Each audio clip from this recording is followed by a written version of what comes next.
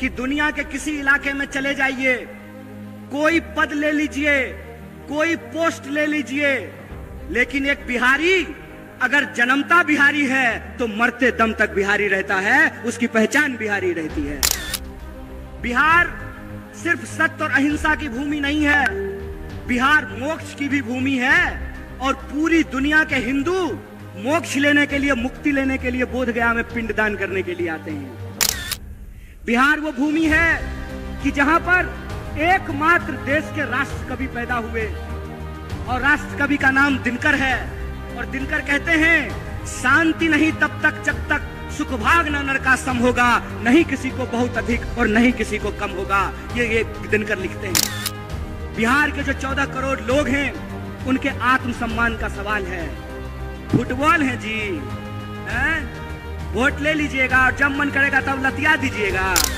आपको घबराने की जरूरत नहीं है। डरे वो, घबराए वो जो बेईमानी किए हो, जो ईमान से जीते हैं, उनको डरने और घबराने की जरूरत नहीं है।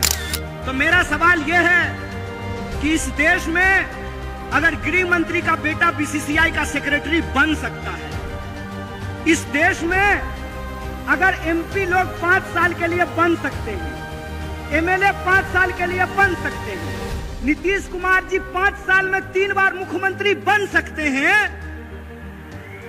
तो हमको भी नौकरी देनी पड़ेगी। बोलिए गलत बोल रहे हैं कि सही बोल रहे हैं?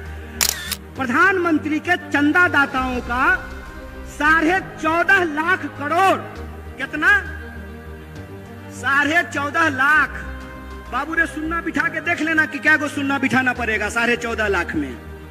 14.5 लाख करोड़ अगर प्रधानमंत्री के दोस्तों का कर्जा माफ किया जा सकता है, तो बिहार के भीतर भी मखाना उगाने वाले, मक्का उगाने वाले, धान उगाने वाले, गेहूं उगाने वाले और सब्जी उगाने वाले किसानों का कर्जा माफ करना पड़ेगा। बोलिए गलत बोल रहे हैं कि सही बोल रहे हैं?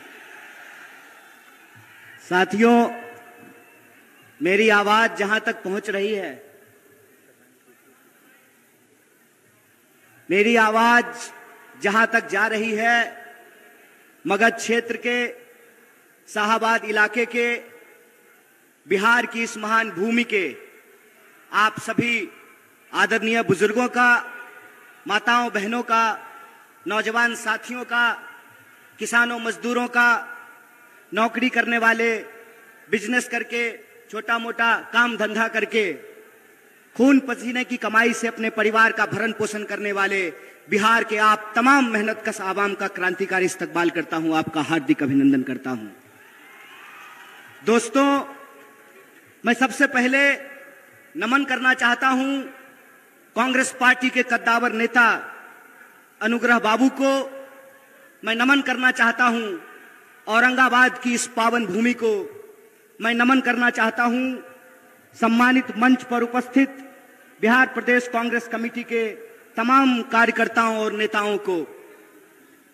और आप लोगों से सबसे पहले मैं ये साझा करना चाहता हूं, सामने पीछे जो वो सीमेंट वाला मंच दिख रहा है ना, सबसे पहली बार इस गांधी मैदान में हम उसी मंच पर आए थे जब बिहार के, पूरे बिहार के सूबे बिहार में 3800 जिले में जनगण मन यात्रा लेकर के हम चल रहे थे। और उस जनगण मन यात्रा की यही मांग थी कि हम बिहार को फिर से अव्वल राज्य बनाना चाहते हैं।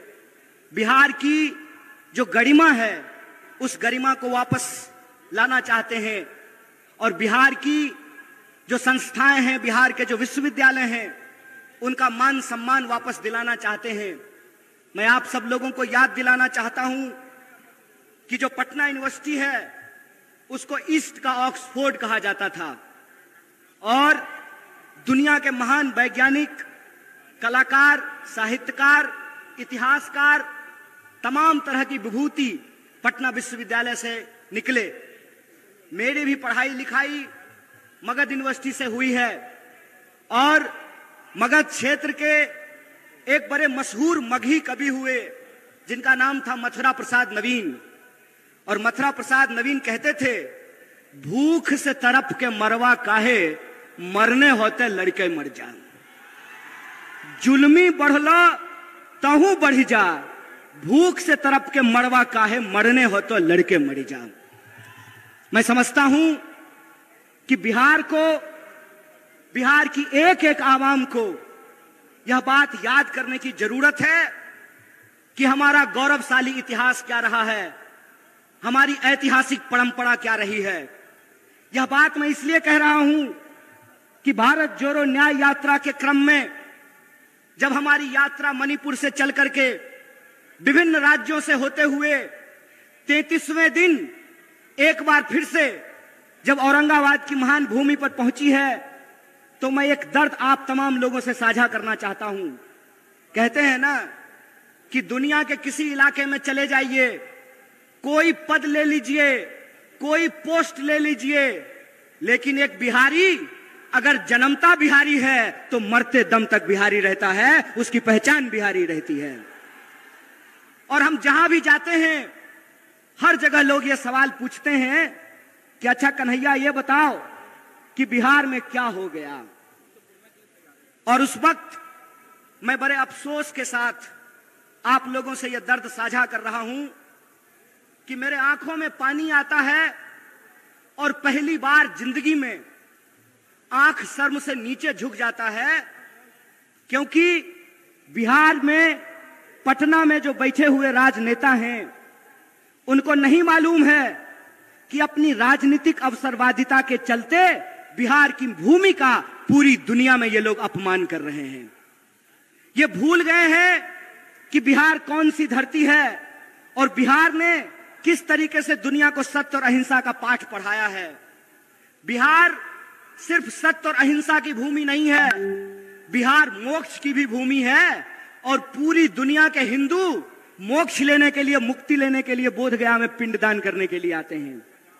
और पूरी दुनिया को सत्य और अहिंसा का पाठ पढ़ाने वाला महात्मा बुद्ध पैदा सिद्धार्थ हुए थे, महात्मा बुद्ध नहीं पैदा हुए थे। लेकिन सिद्धार्थ जब बिहार की धरती पर आए तो पीपल के पेड़ के नीचे वो महात्मा बुद्ध हो गए, उनको ज्ञान की प्राप्ति हुई, वो महात्मा बुद्ध बन गए। आप सब जानते हैं ये कांग्रेस पार्टी का मंच है और आप सब कांग्रेस पार्टी के शेर दिल कार्यकर्ता हैं, जिंदा दिल इंसान हैं आप लोग। तो मैं आपको याद दिलाना चाहता हूं कि जिनको हम बापू कहते हैं, मोहनदास करमचंद जब बिहार में आए तो वो मोहनदास थे, बिहार की जनता ने उनको महात्मा गांधी बना दिया, बिहार की जनता ने उनको बापू बना दिया। बिहार वो धरती है, अगर हम आर्यभट्ट की बात करें तो अगर बिहार नहीं होता, आर्यभट्ट नहीं होता तो जीरो नहीं ढूंढा जाता और इंसान चांद पर नहीं पहुंच पाता। और इंसान चांद पर पहुंचा है तो जीरो को खोजने की वजह से पहुंचा है। बिहार वो भूमि है कि जहां पर एकमात्र देश के राष्ट्र कवि पैदा हुए और राष्ट्र कवि का नाम दिनकर है। और दिनकर कहते हैं शांति नहीं तब तक जब तक सुख भाग न नर का सम होगा, नहीं किसी को बहुत अधिक और नहीं किसी को कम होगा। ये दिनकर लिखते हैं। ये बिहार की जो ऐतिहासिक परंपरा है, ये बिहार की जो गौरवशाली परंपरा है, उस बिहार की गौरवशाली परंपरा को धूमिल करने का काम किया है भाजपा ने। बिहार की गौरवशाली परंपरा को पलटू राम बनाने का काम किया है भाजपा ने। इसीलिए मैं आप तमाम लोगों से एक अपील करना चाहता हूं, सवाल चुनाव जीतने का नहीं है, सवाल किसी को मुख्यमंत्री और प्रधानमंत्री बनाने का नहीं है। सवाल यह है कि बिहार में रहने वाले जो 14 करोड़ लोग हैं, चाहे वो किसी भी जाति के हों, चाहे वो टीका लगाने वाले हों या टोपी पहनने वाले हों, किसी भी धर्म के हों, किसी भी संप्रदाय के हों, किसी भी बोली को बोलने वाले हों, चाहे वो मगही बोलते हों, भोजपुरी बोलते हों, मैथिली बोलते हों, अंगिका बोलते हों, कोई भी भाषा बोलते हों, बिहार के जो 14 करोड़ लोग हैं उनके आत्मसम्मान का सवाल है। फुटबॉल है जी, हैं? वोट ले लीजिएगा और जब मन करेगा तब लतिया दीजिएगा, हैं? ये जो बिहार के लोग हैं, बिहार के लोगों को ये सोचना पड़ेगा। महज अपनी कुर्सी के लिए, महज अपनी राजनीति के लिए, महज अपने चुनावी गुनागणित के लिए बिहार के भविष्य को अंधकार में धकेला जा रहा है। इसीलिए मैं बिहार के नौजवानों से खास करके ये अपील करना चाहता हूं दोस्त एक बात याद रखिएगा, ये लड़ाई किसी पार्टी को सत्ता में लाने की नहीं है। ये लड़ाई इस बात की है कि अगर हम इस देश के नागरिक हैं तो हमारा हक इस देश के दूसरे नागरिकों के बराबर है कि नहीं है। लड़ाई इस बात का है कि अगर इस देश में गृह मंत्री का बेटा कौन है, बोलिए ना जी, आपको ईडी से थोड़ी डर लगता है। अरे आप लोग तो ईमानदार लोग हैं। आपके घर पे अगर इनकम टैक्स वाला आ जाएगा तो उल्टे उसको चाय पिला करके जाना पड़ेगा। आपको घबराने की जरूरत नहीं है।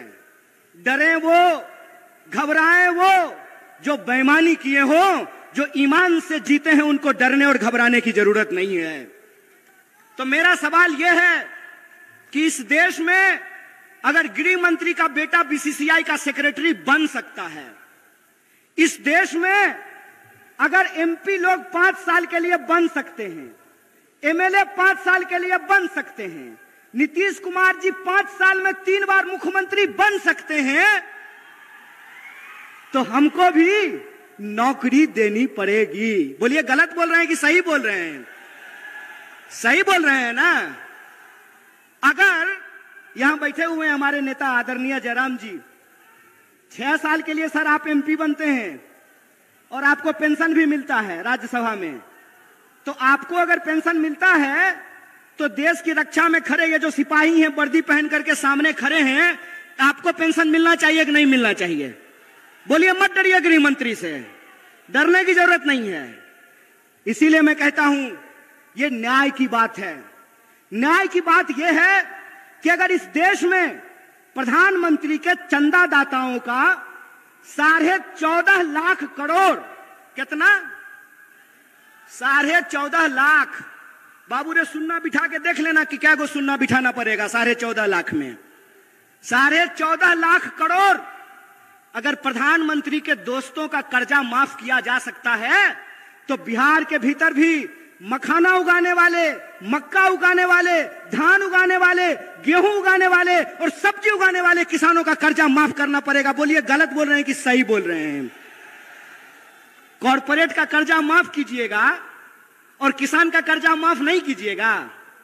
बीसीसीआई का सेक्रेटरी बनेगा गृह मंत्री का बेटा और हमको जो है ठेके का नौकरी दीजिएगा। मंत्री बनेंगे 5 साल के लिए, प्रधानमंत्री बनेंगे 5 साल के लिए और अग्निवीर योजना के तहत हमको 4 साल का नौकरी दीजिएगा। 4 साल का नौकरी दीजिएगा और उसमें देश की सेवा करते हुए अगर हमारी शहादत होती है, हमारी जान जाती है, तो हमको शहीद का दर्जा नहीं दीजिएगा।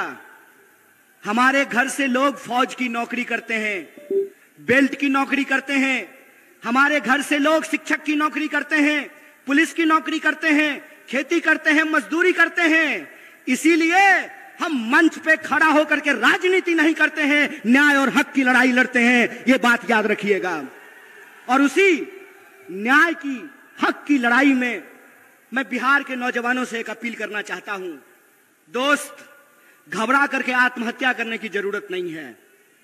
हम वो धरती हैं जहां चंद्रगुप्त पैदा हुए थे और मौर्य साम्राज्य ने सिकंदर तक को चुनौती दिया था।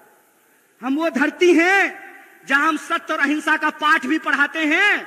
तो हमारे यहां दशरथ मांझी भी पैदा हुए कि एक छेनी हथौड़ी से पहाड़ काट करके रास्ता बना दिया था। हम उस बिहार के लोग हैं। इसीलिए मैं अपने बिहार के आदरणीय निवासियों से, नागरिकों से एक अपील करना चाहता हूं। आपको फैसला करना पड़ेगा, आपको तय करना पड़ेगा कि आप अन्याय के साथ खड़े हैं कि न्याय के साथ खड़े हैं। बोलिए, आप लोग न्याय के साथ खड़े हैं? इतनी जोर से आवाज लगाइए कि सत्ता को घबराहट होने लगे, उनको यह एहसास हो जाए कि बिहार एक बार फिर से इस देश में क्रांति के लिए, बदलाव के लिए तैयार है। उनको घबराहट हो जाए कि उनका जो फूट डालो राज करो की नीति है, वो फूट डालो राज करो की नीति नहीं चलने वाली है। और ये फूट डालो राज करो की नीति क्या है? टीवी खोल करके देख लीजिएगा। भाई लोग, आपसे कोई शिकायत नहीं है। हमको मालूम है कि जो लोग मीडिया में नौकरी कर रहे हैं उनके पिताजी प्रधानमंत्री नहीं है, गृह मंत्री नहीं है, मुख्यमंत्री नहीं है, वो साधारण परिवार के लोग हैं। लेकिन जो मालिक हैं, वो मालिक इस देश के 140 करोड़ लोगों के साथ बेईमानी करने के लिए तैयार हैं। आप टीवी खोल करके देख लीजिए, टीवी आपका रिचार्ज कराया है आपने, रिचार्ज भरवाते हैं आप, लेकिन जब आप टीवी खोलेंगे तो आपके खिलाफ दिन भर बात की जाएगी। मैं आपको याद दिलाना चाहता हूं, कितना ढिंढोरा पीटा गया, ढिंढोरा पीटा गया ना कि कर्पूरी ठाकुर जी को भारत रत्न दिया गया है। बहुत खुशी की बात है, बहुत खुशी की बात है कि कर्पूरी ठाकुर जी को भारत रत्न दिया गया है। लेकिन कर्पूरी ठाकुर जिस समाज के लिए लड़ते थे, जिस समाज के हक और अधिकार के लिए लड़ते थे, उनके बच्चों के भविष्य के साथ खेला जा रहा है, उनकी नौकरियां समाप्त की जा रही है, उनकी नौकरियां छीनी जा रही है, किसानों को उनके फसल का दाम नहीं दिया जा रहा है, मजदूरों को मजदूरी नहीं दी जा रही है, महिलाओं के साथ अत्याचार किया जा रहा है। आप टीवी खोल करके देख लीजिएगा, बड़ा बड़ा दावा किया गया, क्या कहा गया कि चौधरी चरण सिंह जी को भारत रत्न दिया जा रहा है, डॉक्टर स्वामीनाथन को भारत रत्न दिया जा रहा है। बहुत खुशी की बात है, बहुत आनंद की बात है कि इनको भारत रत्न दिया गया है। लेकिन मैं सवाल पूछता हूं कि एक तरफ डॉक्टर स्वामीनाथन को भारत रत्न देते हैं और दूसरी तरफ इस देश के किसानों के ऊपर डंडे चलाते हैं, गोलियां चलाते हैं, आंसू गैस के गोले छोड़ते हैं। बोलिए बेईमानी है कि नहीं है? भारत रत्न दे रहे हैं और किसान कह रहे हैं कि हमको हमारे फसल के दाम की गारंटी करो, तो किसान को उनके फसल की गारंटी नहीं मिल रही है। मोदी जी कहते हैं मोदी जी की गारंटी है। महाराज भाजपा की गारंटी होती तो 1 मिनट के लिए मान भी लेते, मोदी जी की गारंटी है तो बिल्कुल भरोसा मत कीजिए। अगर विश्वास नहीं होता है तो यशोदा जी से जाकर के पूछ लीजिए, गारंटी लिए थे ना जी। अच्छा, यहां पे भी बहुत सारे लोग बैठे हुए हैं, ब्याह शादी हुआ होगा, हमारा तो नहीं हुआ है। तो हिंदू रीति रिवाज से अग्नि को साक्षी मान करके 7 फेरा ले करके, हिंदू रीति रिवाज से अग्नि को साक्षी मान करके 7 फेरा ले करके 7 जन्म का वादा निभाने का गारंटी लिए थे ना मोदी जी। किए पूरा, किए पूरा, भाग गए ना छोड़ के। कोई गारंटी नहीं है इस आदमी का। इस आदमी का एक ही गारंटी है कि इस देश की धन संपदा को लूट करके अपने दोस्त के खजाने में पहुंचा देंगे। एक ही गारंटी है कि रेलवे बेच देंगे, एयरपोर्ट बेच देंगे, पोर्ट बेच देंगे, सड़क बेच देंगे, नदी बेच देंगे, खदान बेच देंगे, और इस देश के जो आम लोग हैं वो नौकरियों के लिए दर दर तड़पेंगे, दर दर भटकेंगे। और जो भी गारंटी इन्होंने कहा था, मैं आपसे पूछता हूं कि कौन सी गारंटी पूरी हुई है? बोलिए। 15 लाख आपके खाते में आया? 15 लाख खाते में आया? 2 करोड़ नौकरी मिली? महंगाई कम हुआ? काला धन आया? तो कौन सा गारंटी पूरा हुआ है जी? कौन सा गारंटी पूरा हुआ है? मंदिर बनाने का? एक बात बताइए, मंदिर की बात चली है तो मैं भी एक बात कहना चाहता हूं। मेरा जन्म मिथिला की पावन भूमि पर हुआ है और मिथिला के लोग यह बात जानते हैं कि मिथिला की धरती माता जानकी की धरती है। माता जानकी, जिनके बारे में हम लोग कभी भी भगवान प्रभु श्री राम का नाम अकेले नहीं लेते हैं। जब भी बोलते हैं तो क्या बोलते हैं? बोलते हैं सियापति रामचंद्र की जय। बोलिए, बोलते हैं कि नहीं बोलते हैं? देखे हैं राम जी के साथ फोटो सीता जी का? एक फोटो बता दीजिए, एक भी फोटो देखे हैं सीता जी का राम जी के साथ? पहले हमारे घर में दादी जब कैलेंडर लगाती थी तो उसमें फोटो होता था भगवान प्रभु श्री राम का, सीता जी का, लक्ष्मण जी का और हनुमान जी का। होता था कि नहीं होता था? हनुमान जी, सीता जी, लक्ष्मण जी कोई फोटो में नहीं दिख रहे हैं। मतलब यही होता है कि जिनको धर्म का मतलब नहीं मालूम होता है ना, तो जब वो धर्म का पाखंड करते हैं तो उनसे गलती हो ही जाती है। क्योंकि धर्म का मतलब होता है धारण करना, धर्म बना है संस्कृत के धृत धातु से, जिसका अर्थ होता है धारण करना। अगर आप धार्मिक हैं तो आपके अंग अंग से धर्म फूटता है। और मैं रामचरितमानस को कोट करना चाहता हूं। रामचरितमानस में तुलसीदास जी ने क्या लिखा है? गोस्वामी तुलसीदास ने लिखा है, रावण रथी विरथी रघुवीरा। मतलब रावण रथ पर सवार है और भगवान प्रभु श्री राम पैदल चल करके आ रहे हैं। बताइए आज की तारीख में रथ पर कौन सवार था? कौन सवार था रथ पर? रथ पर सवार थे अधर्मी लोग, रथ पे सवार थे अन्यायी लोग, रथ पे सवार थे इस समाज को बांटने वाले लोग, रथ पर सवार थे इस समाज में नफरत फैलाने वाले लोग। इसीलिए बिहार के वासियों से कहना चाहता हूं, ए मेरे दोस्त, बिहार का धर्म है, बिहारी होने का धर्म है कि 1942 में जब भारत छोड़ो आंदोलन हो रहा था तो बिहार का चप्पा चप्पा ब्रिटिश साम्राज्य के खिलाफ लड़ रहा था। इसीलिए मैं बिहार के आम आवाम से अपील करना चाहता हूं कि अगर इस देश में आप बदलाव चाहते हैं कि नहीं चाहते हैं? आप चाहते हैं कि महंगाई कम हो? आप चाहते हैं कि बेकारी कम हो? आप चाहते हैं कि किसानों को न्याय मिले? आप चाहते हैं कि मजदूरों को न्याय मिले? आप चाहते हैं कि नौजवानों को न्याय मिले? अगर चाहते हैं तो मैं आपको याद दिलाना चाहता हूं कि जब जब बदलाव देश में हुआ है उसकी पहल बिहार से हुई है। इस बात को याद रखिएगा। बिहार अगर करवट लेता है तो इस देश में परिवर्तन होता है। इस बात को याद रखिएगा। इसीलिए मैं आप तमाम बिहार वासियों से अपील करना चाहता हूं कि यह जो भारत जोड़ो न्याय यात्रा है, ये हमारे और आपके न्याय की बात है। यह जो भारत जोड़ो न्याय यात्रा है, उस न्याय यात्रा में हम 5 तरह का न्याय चाहते हैं। कितने तरह का? हाथ उठा करके बताइए। हम 5 तरह का न्याय चाहते हैं। हम चाहते हैं कि इस देश में युवाओं को न्याय मिले, इसीलिए हमारा पहला न्याय है युवा न्याय। हम चाहते हैं कि इस देश में सभी समुदाय के लोगों को, सभी जाति के लोगों को, चाहे वो गरीब जनरल हो, चाहे वो पिछड़ा हो, अति पिछड़ा हो, दलित हो, महादलित हो, अल्पसंख्यक हो, अकलियत समाज के हो, महिला हो, पुरुष हो, हम सबकी भागीदारी सुनिश्चित करना चाहते हैं। तो दूसरा न्याय है हमारा भागीदारी का न्याय, हिस्सेदारी का न्याय। और तीसरा न्याय है मजदूरों को न्याय। चौथा न्याय है हमारा नारी को न्याय। और 5वां न्याय है हमारा किसानों को न्याय।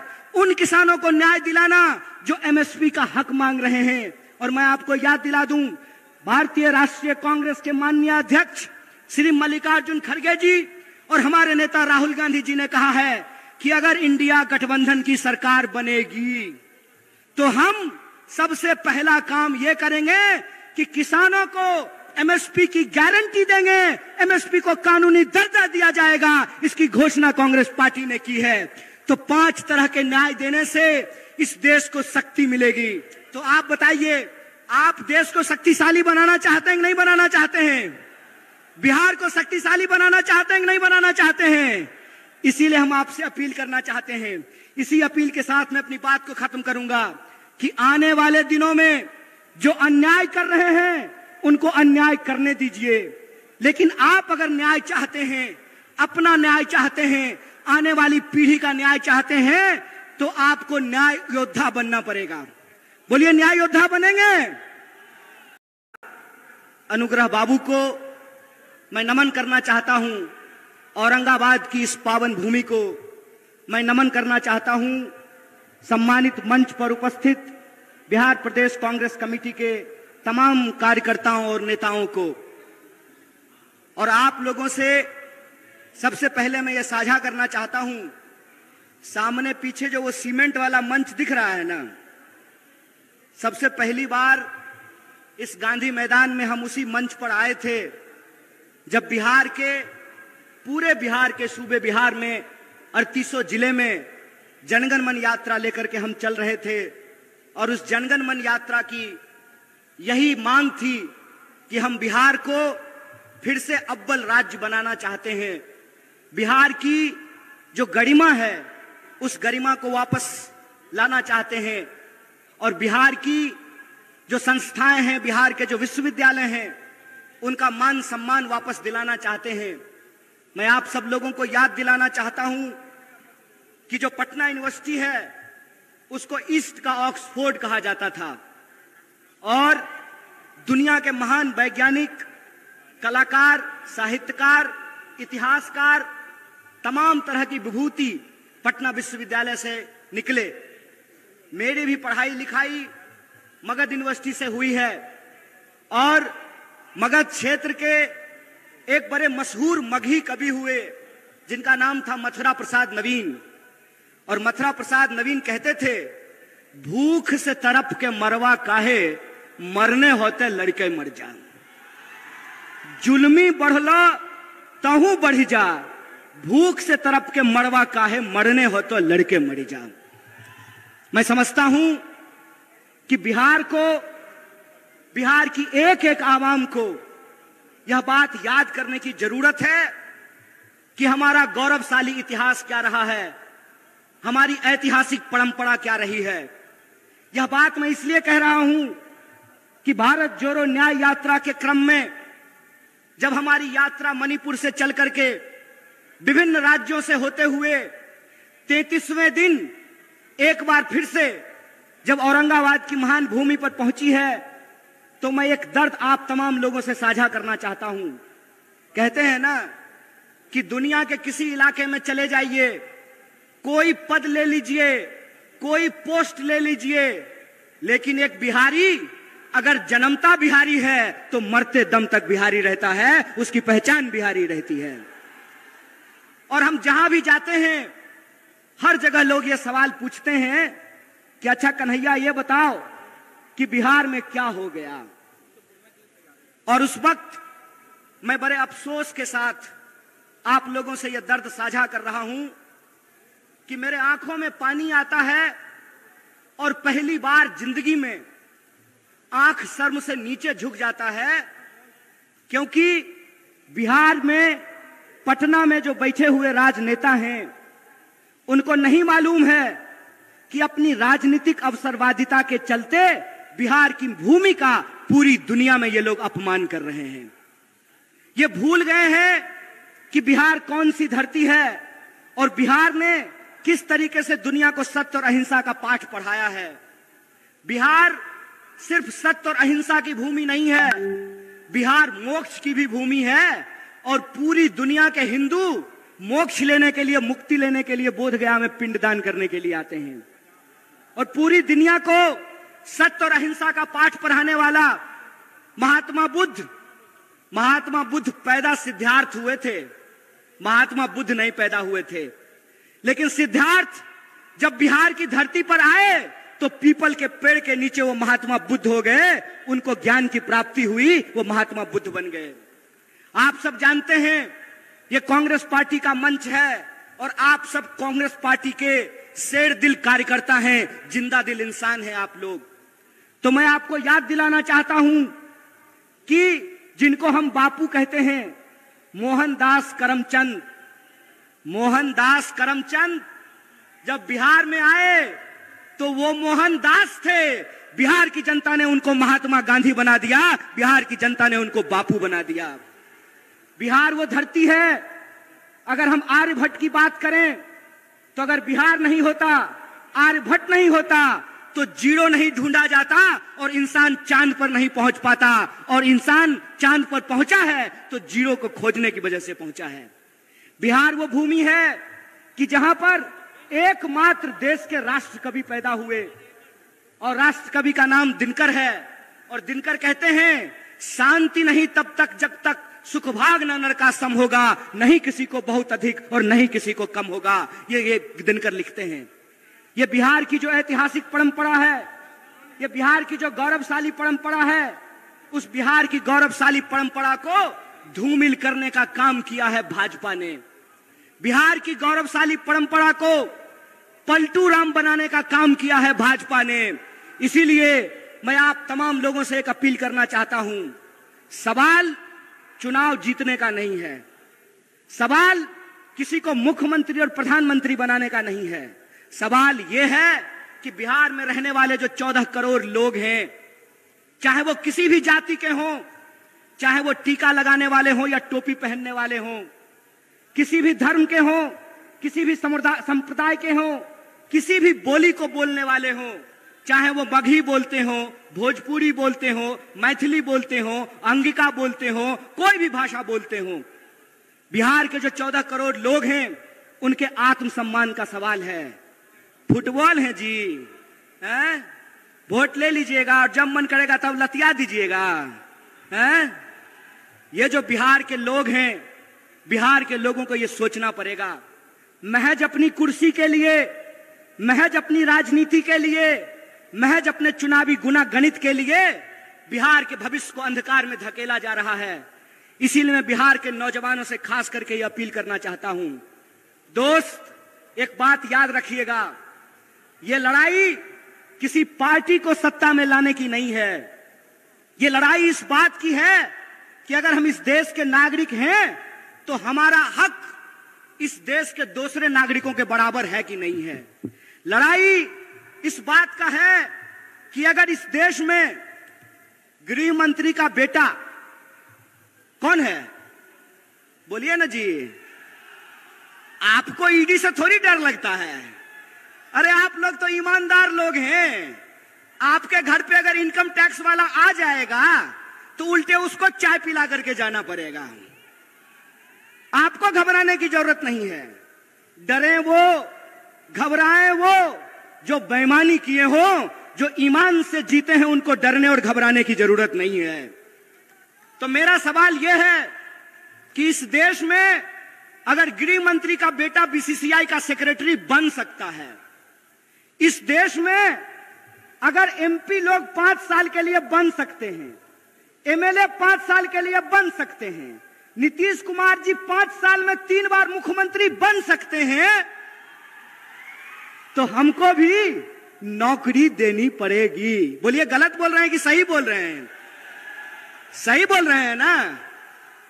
अगर यहां बैठे हुए हमारे नेता आदरणीय जयराम जी 6 साल के लिए सर आप एमपी बनते हैं और आपको पेंशन भी मिलता है राज्यसभा में, तो आपको अगर पेंशन मिलता है तो देश की रक्षा में खड़े ये जो सिपाही हैं वर्दी पहन करके सामने खड़े हैं, आपको पेंशन मिलना चाहिए कि नहीं मिलना चाहिए? बोलिए, मत डरिए गृह मंत्री से, डरने की जरूरत नहीं है। इसीलिए मैं कहता हूं ये न्याय की बात है। न्याय की बात यह है कि अगर इस देश में प्रधानमंत्री के चंदादाताओं का 14.5 लाख करोड़, कितना? 14.5 लाख। बाबू रे सुन्ना बिठा के देख लेना कि क्या को सुन्ना बिठाना पड़ेगा 14.5 लाख में। 14.5 लाख करोड़ अगर प्रधानमंत्री के दोस्तों का कर्जा माफ किया जा सकता है तो बिहार के भीतर भी मखाना उगाने वाले, मक्का उगाने वाले, धान उगाने वाले, गेहूं उगाने वाले और सब्जी उगाने वाले किसानों का कर्जा माफ करना पड़ेगा। बोलिए, गलत बोल रहे हैं कि सही बोल रहे हैं? कॉर्पोरेट का कर्जा माफ कीजिएगा और किसान का कर्जा माफ नहीं कीजिएगा। बीसीसीआई का सेक्रेटरी बनेगा गृह मंत्री का बेटा और हमको जो है ठेके का नौकरी दीजिएगा। मंत्री बनेंगे 5 साल के लिए, प्रधानमंत्री बनेंगे 5 साल के लिए और अग्निवीर योजना के तहत हमको 4 साल का नौकरी दीजिएगा। 4 साल का नौकरी दीजिएगा और उसमें देश की सेवा करते हुए अगर हमारी शहादत होती है, हमारी जान जाती है, तो हमको शहीद का दर्जा नहीं दीजिएगा। हमारे घर से लोग फौज की नौकरी करते हैं, बेल्ट की नौकरी करते हैं, हमारे घर से लोग शिक्षक की नौकरी करते हैं, पुलिस की नौकरी करते हैं, खेती करते हैं, मजदूरी करते हैं। इसीलिए हम मंच पे खड़ा होकर के राजनीति नहीं करते हैं, न्याय और हक की लड़ाई लड़ते हैं। ये बात याद रखिएगा। और उसी न्याय की, हक की लड़ाई में मैं बिहार के नौजवानों से एक अपील करना चाहता हूं। दोस्त, घबरा करके आत्महत्या करने की जरूरत नहीं है। हम वो धरती हैं जहां चंद्रगुप्त पैदा हुए थे और मौर्य साम्राज्य ने सिकंदर तक को चुनौती दिया था। हम वो धरती हैं जहां हम सत्य और अहिंसा का पाठ भी पढ़ाते हैं। तो हमारे यहां दशरथ मांझी भी पैदा हुए कि एक छेनी हथौड़ी से पहाड़ काट करके रास्ता बना दिया था। हम उस बिहार के लोग हैं। इसीलिए मैं अपने बिहार के आदरणीय निवासियों से, नागरिकों से एक अपील करना चाहता हूं। आपको फैसला करना पड़ेगा, आपको तय करना पड़ेगा कि आप अन्याय के साथ खड़े हैं कि न्याय के साथ खड़े हैं। बोलिए, आप लोग न्याय के साथ खड़े हैं? इतनी जोर से आवाज लगाइए कि सत्ता को घबराहट होने लगे, उनको यह एहसास हो जाए कि बिहार एक बार फिर से इस देश में क्रांति के लिए, बदलाव के लिए तैयार है। उनको घबराहट हो जाए कि उनका जो फूट डालो राज करो की नीति है, वो फूट डालो राज करो की नीति नहीं चलने वाली है। और ये फूट डालो राज करो की नीति क्या है? टीवी खोल करके देख लीजिएगा भाई लोग, आपसे कोई शिकायत नहीं है। हमको मालूम है कि जो लोग मीडिया में नौकरी कर रहे हैं, उनके पिताजी प्रधानमंत्री नहीं है, गृह मंत्री नहीं है, मुख्यमंत्री नहीं है, वो साधारण परिवार के लोग हैं। लेकिन जो मालिक हैं, वो मालिक इस देश के 140 करोड़ लोगों के साथ बेईमानी करने के लिए तैयार हैं। आप टीवी खोल करके देख लीजिए, टीवी आपका रिचार्ज कराया है आपने, रिचार्ज भरवाते हैं आप, लेकिन जब आप टीवी खोलेंगे तो आपके खिलाफ दिन भर बात की जाएगी। मैं आपको याद दिलाना चाहता हूं, कितना ढिंढोरा पीटा गया, ढिंढोरा पीटा गया ना कि कर्पूरी ठाकुर जी को भारत रत्न दिया गया है। बहुत खुशी की बात है, बहुत खुशी की बात है कि कर्पूरी ठाकुर जी को भारत रत्न दिया गया है। लेकिन कर्पूरी ठाकुर जिस समाज के लिए लड़ते थे, जिस समाज के हक और अधिकार के लिए लड़ते थे, उनके बच्चों के भविष्य के साथ खेला जा रहा है, उनकी नौकरियां समाप्त की जा रही है, उनकी नौकरियां छीनी जा रही है, किसानों को उनके फसल का दाम नहीं दिया जा रहा है, मजदूरों को मजदूरी नहीं दी जा रही है, महिलाओं के साथ अत्याचार किया जा रहा है। आप टीवी खोल करके देख लीजिएगा, बड़ा बड़ा दावा किया गया। क्या कहा गया कि चौधरी चरण सिंह जी को भारत रत्न दिया जा रहा है, डॉक्टर स्वामीनाथन को भारत रत्न दिया जा रहा है। बहुत खुशी की बात है, बहुत आनंद की बात है कि इनको भारत रत्न दिया गया है। लेकिन मैं सवाल पूछता हूं कि एक तरफ डॉक्टर स्वामीनाथन को भारत रत्न देते हैं और दूसरी तरफ इस देश के किसानों के ऊपर डंडे चलाते हैं, गोलियां चलाते हैं, आंसू गैस के गोले छोड़ते हैं। बोलिए, बेईमानी है कि नहीं है? भारत रत्न दे रहे हैं और किसान कह रहे हैं कि हमको हमारे फसल के दाम की गारंटी करो, तो किसान को उनके फसल की गारंटी नहीं मिल रही है। मोदी जी कहते हैं मोदी जी की गारंटी है। महाराज, भाजपा की गारंटी होती तो 1 मिनट के लिए मान भी लेते। मोदी जी की गारंटी है तो बिल्कुल भरोसा मत कीजिए। अगर विश्वास नहीं होता है तो यशोदा जी से जाकर के पूछ लीजिए। गारंटी लिए थे ना जी। अच्छा, यहां पे भी बहुत सारे लोग बैठे हुए हैं, ब्याह शादी हुआ होगा, हमारा तो नहीं हुआ है। तो हिंदू रीति रिवाज से अग्नि को साक्षी मान करके 7 फेरा ले करके, हिंदू रीति रिवाज से अग्नि को साक्षी मान करके 7 फेरा ले करके 7 जन्म का वादा निभाने का गारंटी लिए थे ना मोदी जी। किए पूरा, किए पूरा, भाग गए ना छोड़ के। कोई गारंटी नहीं है इस आदमी का। इस आदमी का एक ही गारंटी है कि इस देश की धन संपदा को लूट करके अपने दोस्त के खजाने में पहुंचा देंगे। एक ही गारंटी है कि रेलवे बेच देंगे, एयरपोर्ट बेच देंगे, पोर्ट बेच देंगे, सड़क बेच देंगे, नदी बेच देंगे, खदान बेच देंगे, और इस देश के जो आम लोग हैं वो नौकरियों के लिए दर दर तड़पेंगे, दर दर भटकेंगे। और जो भी गारंटी इन्होंने कहा था, मैं आपसे पूछता हूं कि कौन सी गारंटी पूरी हुई है? बोलिए। 15 लाख आपके खाते में आया? 15 लाख खाते में आया? 2 करोड़ नौकरी मिली? महंगाई कम हुआ? काला धन आया? तो कौन सा गारंटी पूरा हुआ है जी? कौन सा गारंटी पूरा हुआ है? मंदिर बनाने का? एक बात बताइए, मंदिर की बात चली है तो मैं भी एक बात कहना चाहता हूं। मेरा जन्म मिथिला की पावन भूमि पर हुआ है और मिथिला के लोग यह बात जानते हैं कि मिथिला की धरती माता जानकी की धरती है। माता जानकी, जिनके बारे में हम लोग कभी भी भगवान प्रभु श्री राम का नाम अकेले नहीं लेते हैं। जब भी बोलते हैं तो क्या बोलते हैं? बोलते हैं सियापति रामचंद्र की जय। बोलिए, बोलते हैं कि नहीं बोलते हैं? देखे हैं राम जी के साथ फोटो सीता जी का? एक फोटो बता दीजिए, एक भी फोटो देखे हैं सीता जी का राम जी के साथ? पहले हमारे घर में दादी जब कैलेंडर लगाती थी तो उसमें फोटो होता था भगवान प्रभु श्री राम का, सीता जी का, लक्ष्मण जी का और हनुमान जी का। होता था कि नहीं होता था? हनुमान जी, सीता जी, लक्ष्मण जी कोई फोटो में नहीं दिख रहे हैं।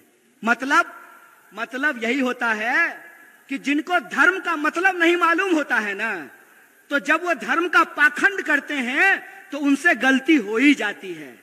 क्योंकि धर्म का मतलब होता है धारण करना। धर्म बना है संस्कृत के धृत धातु से, जिसका अर्थ होता है धारण करना। अगर आप धार्मिक हैं तो आपके अंग अंग से धर्म फूटता है। और मैं रामचरितमानस को कोट करना चाहता हूं। रामचरितमानस में तुलसीदास जी ने क्या लिखा है? गोस्वामी तुलसीदास ने लिखा है, रावण रथी विरथी रघुवीरा।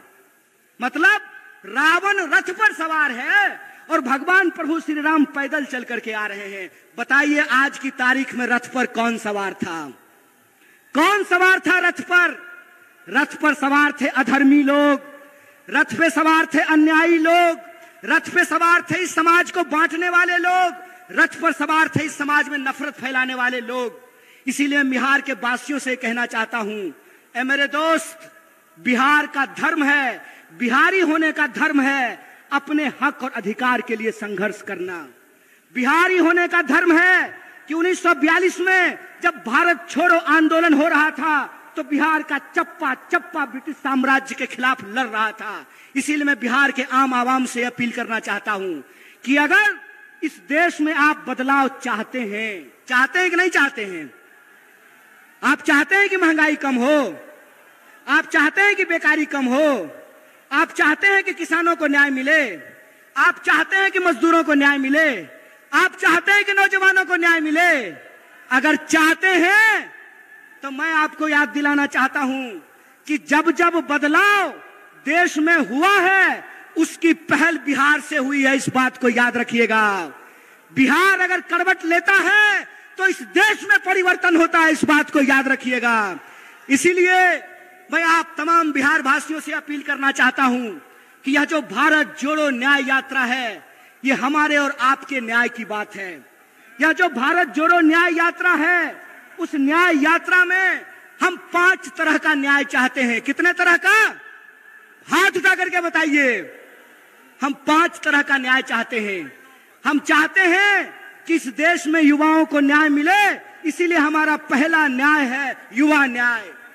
हम चाहते हैं कि इस देश में सभी समुदाय के लोगों को, सभी जाति के लोगों को, चाहे वो गरीब जनरल हो, चाहे वो पिछड़ा हो, अति पिछड़ा हो, दलित हो, महादलित हो, अल्पसंख्यक हो, अकलियत समाज के हो, महिला हो, पुरुष हो, हम सबकी भागीदारी सुनिश्चित करना चाहते हैं। तो दूसरा न्याय है हमारा भागीदारी का न्याय, हिस्सेदारी का न्याय। और तीसरा न्याय है मजदूरों को न्याय। चौथा न्याय है हमारा नारी को न्याय। और 5वां न्याय है हमारा किसानों को न्याय।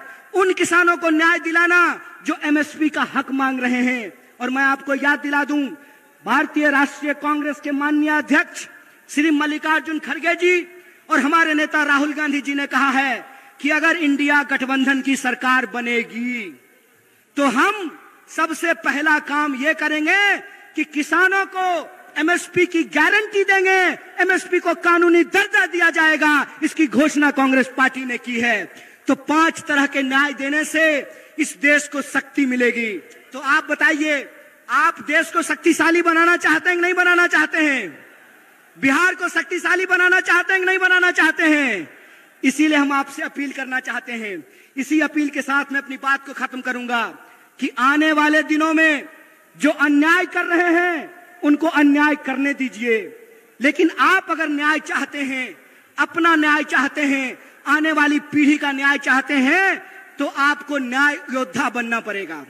बोलिए, न्याय योद्धा बनेंगे? बिहार के एक एक लोग न्याय योद्धा बनने को तैयार हैं। अगर आप न्याय योद्धा बनेंगे तो आप लोगों को एक नंबर जो कांग्रेस पार्टी के द्वारा जारी किया गया है उस नंबर पे कॉल करके न्याय योद्धा बनना है। और यह जो भारत जोड़ो न्याय यात्रा का संकल्प है कि हम अन्याय के अंधकार में न्याय का दिया जलाना चाहते हैं, इसमें आपको शामिल होना पड़ेगा। इन्हीं शब्दों के साथ तमाम सम्मानित मंच को एक बार फिर से धन्यवाद।